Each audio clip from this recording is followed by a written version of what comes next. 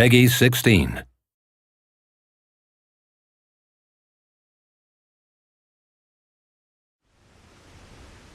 Your hero's journey begins as you return from the dead, miraculously resurrected by a device known as the Well of Souls. You there! You! What are you doing down here? You don't belong... Wait a moment. No. You soon meet a gnome named Fomerus Hughes, who's amazed that his experimental Well of Souls has finally worked. He tells you that his tower is under attack and that you must escape. Finding a weapon, you prepare to fight your way out. The lens? The new configuration? Perhaps... No, what am I thinking? No time for that now. We've got to get you out of there. Here you get your first glimpse of the Well of Souls, the place of your rebirth. Combat in Reckoning is intuitive and accessible.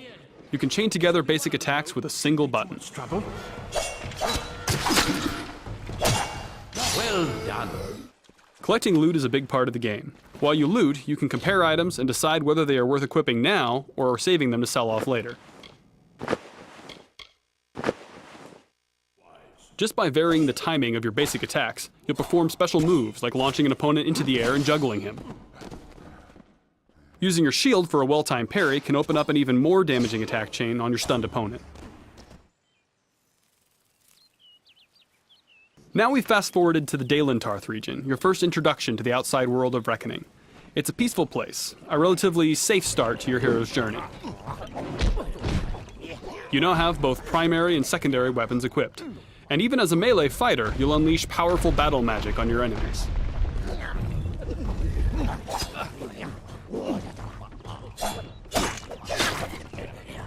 Sometimes you're rewarded with opportunities to dispatch enemies with a special Fate Shift kill.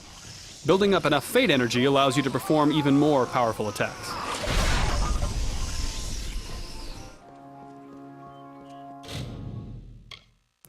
Reckoning features a robust crafting system.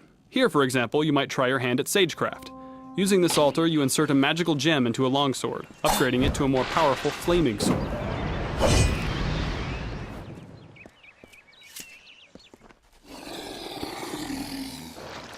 Combat in Reckoning is all about the choices you make for your character, what abilities you select, what armor and weapons you equip, and what strategies you employ against various enemies. You can perform a war cry that knocks your enemies back, attack the Banchain with your hammer,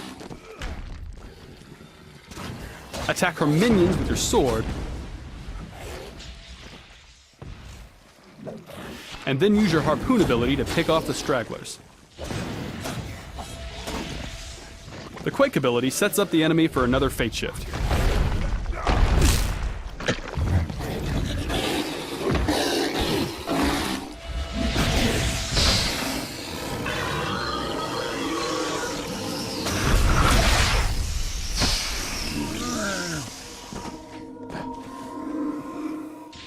Finish off the remaining foes using the special attacks with your hammer.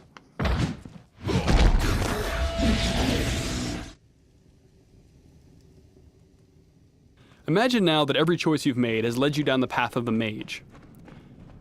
You still have a shield, but it's a magical talisman, and your parry move sets your opponent on fire. You also have these chakram weapons you can use to tear through your enemies at a range.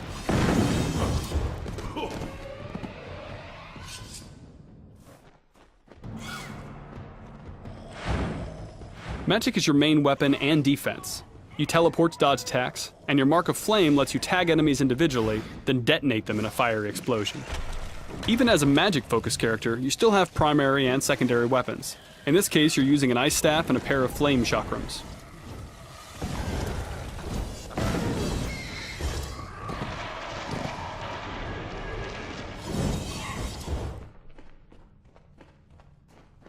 For the sake of this demo, we've given you an advanced spell, Meteor.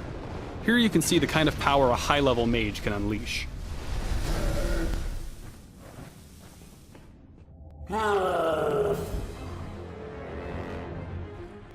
Throughout the game, you'll encounter big creatures like this Prismere troll. Most RPGs would turn this into a highly scripted fight, but in Reckoning, these encounters are action-oriented in real time.